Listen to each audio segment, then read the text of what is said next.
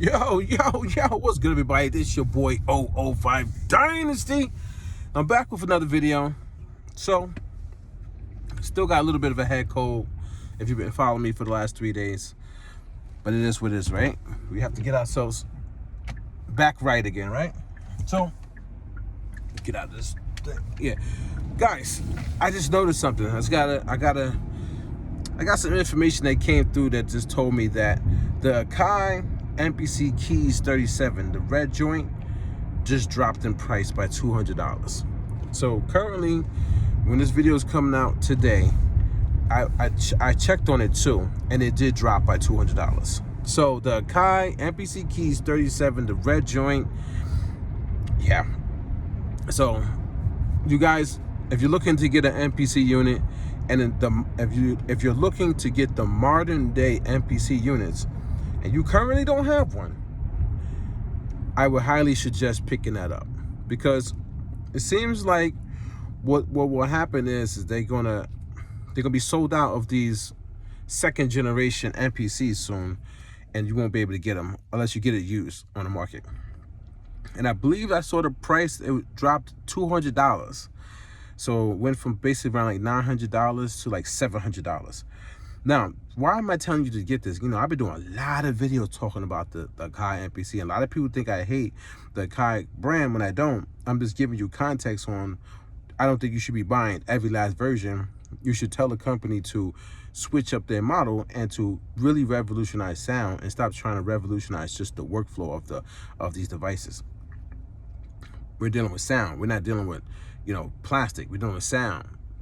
You know, it's in these casings, but come on, let's get with the program. You know what I'm saying? But guys, the reason I'm telling you to buy it is because I bought my Akai MPC Live Mark 1 for $1,200, $1,200. This thing currently right now where it's sitting at is around like $500 cheaper than when I bought my Akai MPC Live Mark 1. Now, why does that matter? It matters because technically they have not changed the inner core workings of any of these devices, except the Akai MPC sample, which actually limits the functions. So they actually stripped away functionality. You understand, guys? So the reason why I say you should probably get the Akai MPC Keys 37 right now is because you'll have a MIDI controller, you have a sequencer, sampler, you have in and outs, you have CV gate, you have MIDI, you have SD card, you have, you know, I think it's powered by the wall, so you have, you know what I'm saying, you have full power there. It could go into controller mode. It could do pretty much the same thing that my Akai MPC Live Mark 1 can do. The only thing that I'm missing is pretty much the 37 key bed, right? That's a steal, man. That's a steal. That is a great buy if you're dealing with the modern day MPCs. You that's pretty much not that far off from the Akai MPC Plus 1. Or was it Plus 1 or 1 Plus? MPC 1 Plus. I mean, think about that, guys. If you are sitting in your house right now and you see that MPC Keys 37 is sitting on Sweetwater, Guitar Center, any of these websites, and it's for $700, I believe it's $700 if I'm not mistaken. It could be $800. Even still, if it's $800, still a steal. That's still $400 less than what I paid for the Akai MPC Live Mark 1. So you're going to be getting the inner workings, the same firmware or software, however you want to say it, that my current generation has, or, you know what I'm saying? I haven't upgraded to 3.0 yet, but, or you're going to be getting it even better. Not better, but it's in a sense an updated version of the GUI, the graphic user interface, right? For the Akai MPC XL. You know what I'm saying? Same sounding though, but same tech inside. So if you could get the MPC Keys with that key bed for at least $400, if not $500 less than what I paid for the Akai MPC Live Mark 1, and a nice color red that represents the company as well, why wouldn't you do it, man? I mean, to be honest with you guys, I even like, there was a thought process in my mind that said, get it at that price point, brand new, and don't even open it, just leave it in the box. Like, my mind was thinking on that, but I was like, that goes against what I've been saying, though. You know what I'm saying? It goes against what I've been saying on, like, just buying just to buy to keep these companies afloat. So even though I would get it just to keep it in the box, just in case something was to happen to my Akai MPC Live Mark 1, it really doesn't make sense just to do that when it doesn't revolutionize sound. So it brings me back to my point, guys. I would have probably been purchased another MPC if they elevated the sound quality of these things from device to device, man. I ain't gonna hold you, because I'd have been looking for a specific texture, a different saturation, a different compression with the, you know what I'm saying? I'd have been looking for different AD, you know what I'm saying? Analog to digital conversion, digital to analog conversion. I'd have been looking for those two different types of converters on these devices, but they're not giving that to us, guys. They're not. So what would be the incentive for me to buy other than the price point and other than having a backup to my Akai MPC Live Mark 1? You know what I'm saying? Like, just a backup. Because I wouldn't even use it, because I literally have my rolling keyboard. So if I have my rolling keyboard, there's literally no reason for me to get another keyboard, because my rolling keyboard acts as a MIDI controller as well. You understand? So what would be the real incentive for me to purchase another Akai MPC model right now? I'm just trying to I'm trying to figure this out, because me, I really take sound for sound, and I understand I'm dealing with sound. Hold on, I don't want to call. And I understand I'm dealing with sound, so I'm always looking in the terms of sound. I'm not looking in the terms of workflow, because any workflow can work.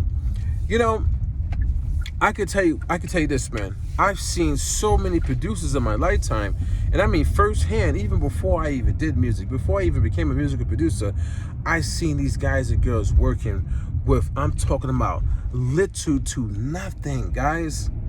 And I'm talking about I saw the musical producer One Touch. You know, I try to add him on Facebook too, man. I don't think the guy likes me, man. You know, a lot of people don't like me, but I really don't think the guy, he didn't accept my friend request. It's okay, man. It's all right. But I literally watched this guy make beats on this keyboard, and not only make beats on the keyboard, record the artist into the keyboard workstation. And this was early on, guys. I'm trying to park. It's alternate side parking, guys. So, you know, you got to find your spot somewhere, man. You got to get in where you fit in, you know. Also, not boxing any people in so you don't get into no accident. People get mad, they'll back into your car. So I saw this guy working wonders, man. I still have a couple of those tracks too. I think I have like a good 4 or 5 of those tracks, and it was with that sun is ugly, man, on my face. Let me see, can I help? Yeah. So I saw, let me turn it. Actually, all right. I saw this guy working magic, man. This guy he literally had me in the studio. I was no artist. I was nothing. I'm talking literally, I wasn't doing no form of entertainment at that time. Maybe I was just starting out dancing. Maybe. He had Legend. Legend was just starting out rhyming. But he had, you know what I'm saying, he had something up on him where he could get into the studio and do what he needed to do. Then from there, he had this guy named Odyssey F, or Odyssey Flames. That's how Legend met One Touch, through Odyssey Flames. Odyssey Flames said, yo, you want to go to the studio?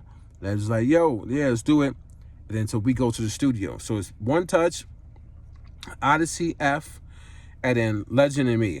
And then we asked One Touch, like, yo, can we bring some other? We got artists. My family is filled with artists, guys. If you did not know this, either my friends were artists, and my best friend, he passed away, rest in peace, Kareem. They called him Genesis. That was his, his stage name.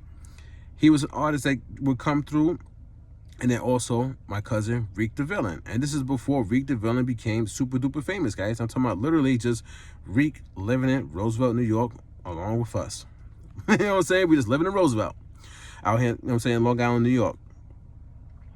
And I remember, oh, and there's another artist named Germs. This Spanish kid, man, he was fire, man. His whole rhyming style was all talking about germs. He was like, germs this, I spit that acid on you and all this and that, the fungus. Like, it was so ill, like the way he was putting germs, but he was doing street rhyming. It was crazy. This is what I'm trying to tell you guys. I used to see the difference in artists, like literally in studios, bedroom studios, big studios, small studios, medium-sized studios. And I should see them working and all of them coming together and doing all this stuff with sound, guys. Their vocals over beats. That's why when I look at these devices, and none of these devices change from sound to sound, from tonal characteristic to tonal characteristic, and it's just the same device, and people keep purchasing. I'm like, you guys don't even know what music really is, and the fun part of it, the core fundamentals, just the mystique and the magic of it. You guys don't understand that. So I remember we were in the studio and One Touch is recording these guys. At first he's playing beats on the keyboard and he's letting them listen to beats and they all choose, I want this beat, I want this beat, I want this beat. And then he starts recording them too on the same keyboard workstation, guys. And he's working magic, like he's doing all this stuff with the vocals and then he's bouncing it out. He's bouncing this stuff out too. Like, I'm like, yo, this dude doing it in a bedroom, guys. You'll have like how many artists? So Odyssey F or Odyssey Flames, Legend, Germs, Genesis, Kareem, Reek, and me, and then also the producer. That's 7 people in one little bedroom. And we just sitting on the bed or like sitting on a little stoop or whatever, sitting on the floor. We talking and just, you gotta be quiet when the person, there's no booth. There's no booth. You're rhyming into the corner. It's like there's towels over the windows and like a mattress up against like the door frame, like to stop all the RF frequencies and stuff, like stop the vibrations. Like, this is ghetto fabulous music production in the late 1900s going into the early 2000s. This is what we were doing, guys. Music, man. Music production, like it just being like so creative and just talented people sitting in one room, man. One room, guys. And then they record it and they get the stuff right there on the spot, man. Get it burnt onto, I don't know, I forget. I think it was CDs. And then go home and listen to it. Or driving home listening to it. Or whatever. Maybe we walked there that day. Get home and we put it in and be like, yo, man, this is great. This is great. This is crazy. This is what I'm trying to tell you guys. This is what I'm trying to, this is music, man. That's not only music, that's art. That's like creativity, having fun. When you guys wake up and you want to do music and you sit in your room and you go on YouTube, you are missing the very essence of music production, guys. This is what I'm trying to tell you guys. All the famous musical producers on YouTube right now in 2026, they're not giving you this information. They're not telling you this stuff. They want you to focus on their YouTube videos so they can keep making monetization money.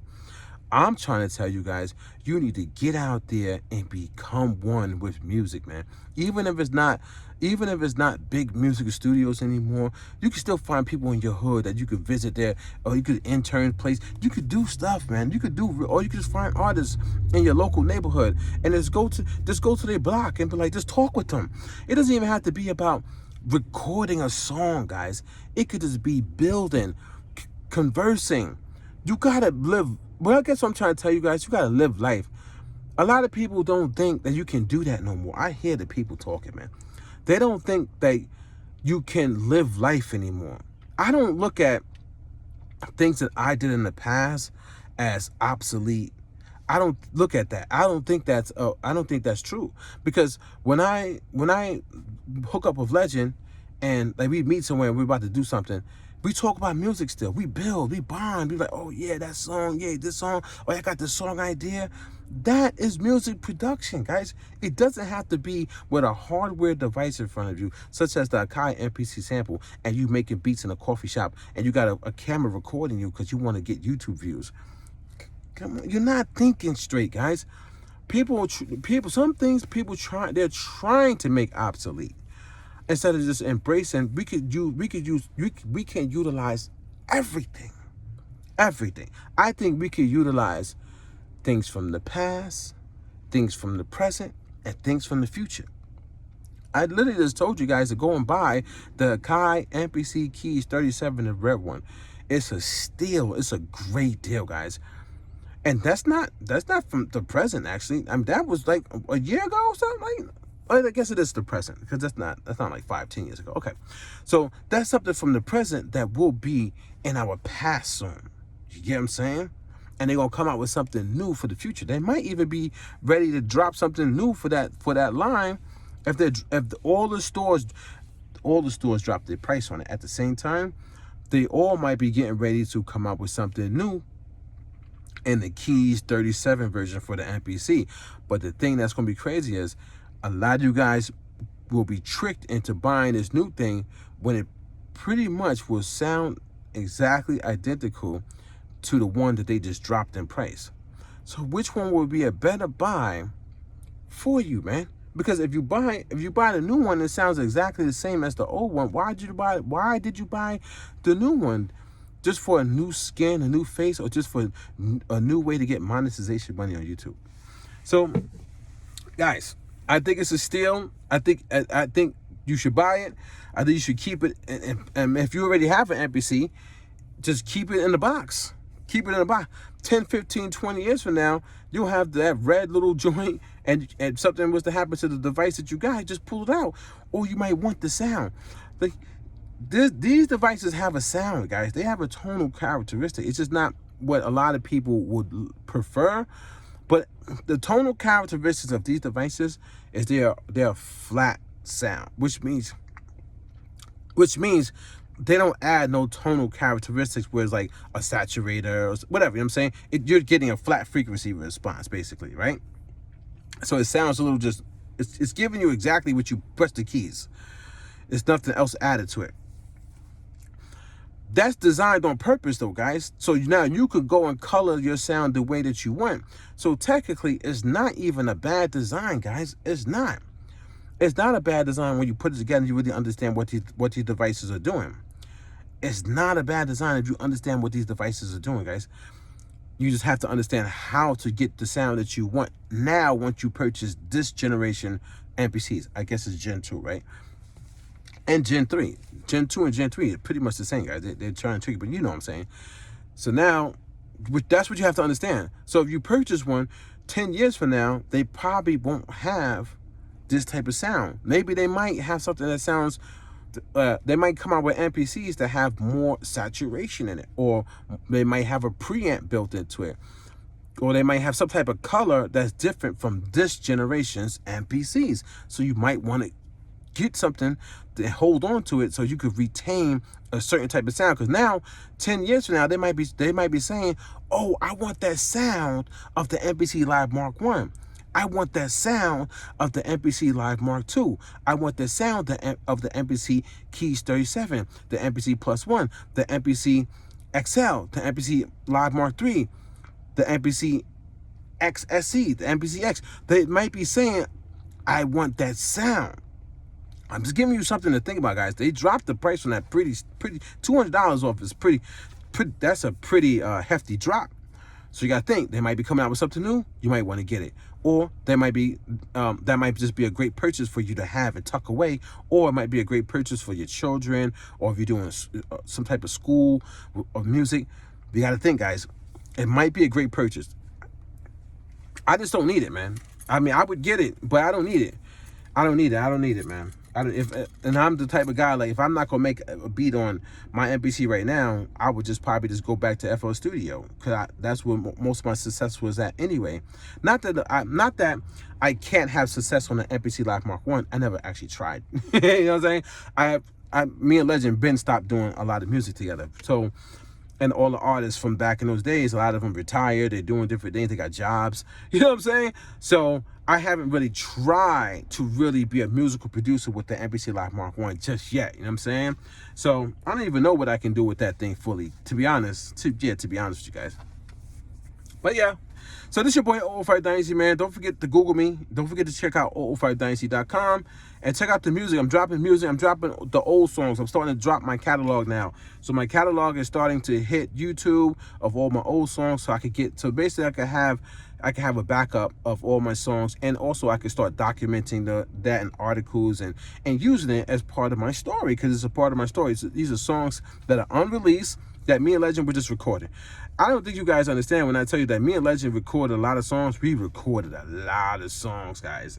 We did songs together. Like, I pretty much think I did like 2 full-fledged albums with Legend without even knowing that we did 2 full-fledged albums. But it's all sampled material. Like, the beats were samples, not original beats. So, it's a little iffy, you know what I'm saying? I'm trying to put that out to try to capitalize off of it. So now, I just put up there for history purposes.